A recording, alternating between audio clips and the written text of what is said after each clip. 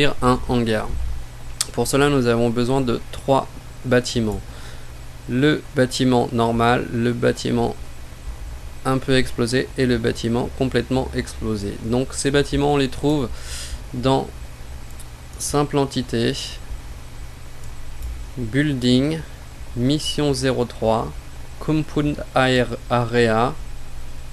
Donc le premier c'est le COA Armory, le deuxième qu'on a appelé Destroy c'est le COA Armory Destroy, enfin pas complètement Destroy mais Destroy, et le troisième COA Armory Destroyed.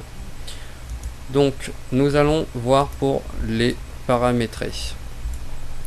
Donc le premier qui est complet, qu'on a nommé Armory, lui, donc j'ai désactivé toutes les cases ici. On va activer Active on Damage, Resting et Rigid Body Active qui par défaut est activé. Pour le bâtiment de Destroy qui correspond à ce bâtiment là, pareil on désactive tout. Par contre Hidden in Game car il ne sera pas apparent dans le jeu, on le met, celui-là c'est le Destroy, on le met Playing, non pas trop, Playing off, c'est celui-là qui est Playing true, d'accord. Donc le Destroy, je répète, True en False, Hidden in Game, Active and Damage, Resting et Rigid Body Active. Le troisième, donc le dernier, le final, lui tout pareil, Hidden in Game, Active and Damage, Resting, Rigid Body, et lui il aura le Playing. Si on appuie sur AI physique, donc on les voit, ils sont cachés, hein. J'enlève le Playing, je le remets et on voit que là les morceaux vont s'éclater. Donc celui-ci, le dernier, on le met en Playing, et sur le modèle il faut absolument que ce soit ce type là. Donc on va dans le petit onglet et on va dans Objet, Building, Mission 3, Compound Area, et on choisit celui-ci, COA Armory Destroy.cga, donc avec le petit voyez le petit CGA en rouge là, hein, donc qui va apparaître ici.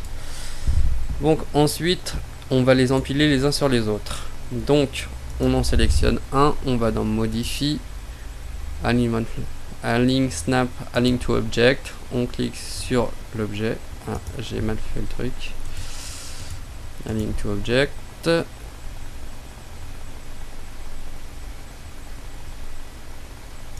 Voilà. Et pareil pour celui-là. Modify, Align to Object.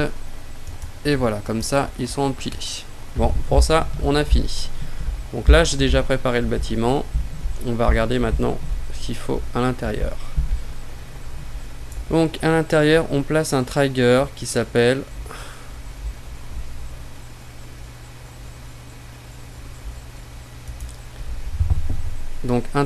un plaçable explosion qu'on trouve dans Entity Trigger.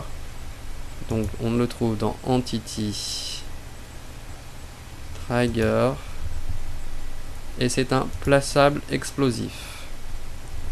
D'accord, donc je le sélectionne et lui, donc c'est là où on va mettre la mine. Vous verrez ici qu'il y aura un petit demi de l'endroit où on pose l'explosif, et c'est lui qui va nous servir à tout faire, quoi. Donc j'ai placé aussi des particules effect, une zone, un trigger qui s'appelle Proximity Damage, qui lui remplit toute la, comme vous pouvez le voir, il remplit toute l'armurerie, ça sera la zone de dommage. Quelques accessoires, des objets explosifs comme des bouteilles de gaz et un fuel tanks, et le petit pick-up explosif qui va nous servir pour la mission.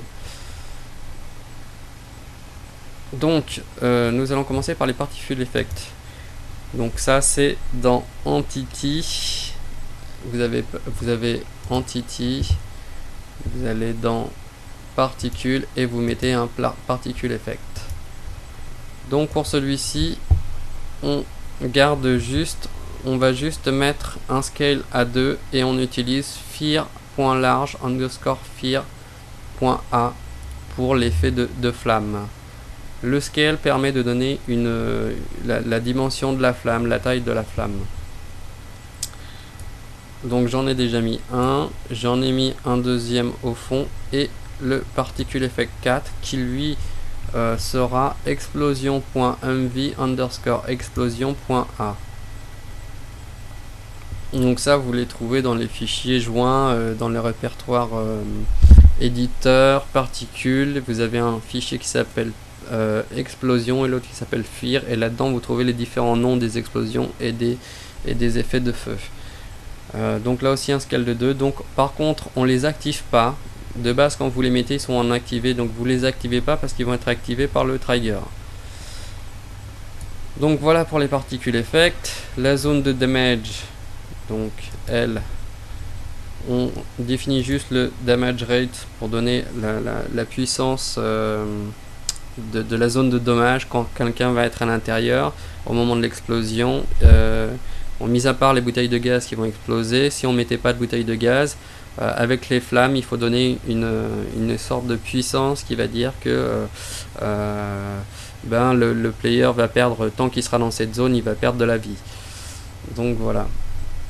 Donc une fois qu'on a placé notre zone de dommage, nos particules effect, on sélectionne le trigger placeable explosion qui lui sera donc active, et à l'intérieur nous allons lui donner les paramètres des input output events. Donc on clique sur on explode et on fait pick new. Là on commence par cliquer sur le premier bâtiment armory qu'on va mettre en hide, le deuxième destroy en unhide parce qu'on dans ces paramètres on l'avait mis en hide. Donc là en fait on va le faire apparaître. Pareil pour le troisième bâtiment. Ensuite on enable les particules effect avec un effet de pulse pour celui-ci qui lui utilise en fait des morceaux de MV, c'est-à-dire qu'il va y avoir une explosion avec des morceaux de MV. Donc un effet de pulse, c'est plutôt intéressant. Donc je retourne sur mon trigger. Donc on rajoute les particules effect, on active le proximity damage. Là la bouteille d'explosif de gaz et le fuel tanks, on les met sur explode. Donc c'est à dire que dès qu'il y a l'explosion avec la bombe, on fait aussi péter directement les bouteilles de gaz et le fuel tanks. Et on rajoute aussi pour le troisième bâtiment, le destroyed, star animation pour justement l'effet des plaques de tôle qui vont se casser la gueule. Donc une fois que c'est fait, on se met un peu plus loin en espérant que ça rame pas trop. Donc j'ai placé des bidons pour que vous voyez un peu ce que ça donne. On se met sur AI physique, on explode send, et là on voit l'explosion qui a lieu, les bidons qui bougent et on a vu des morceaux.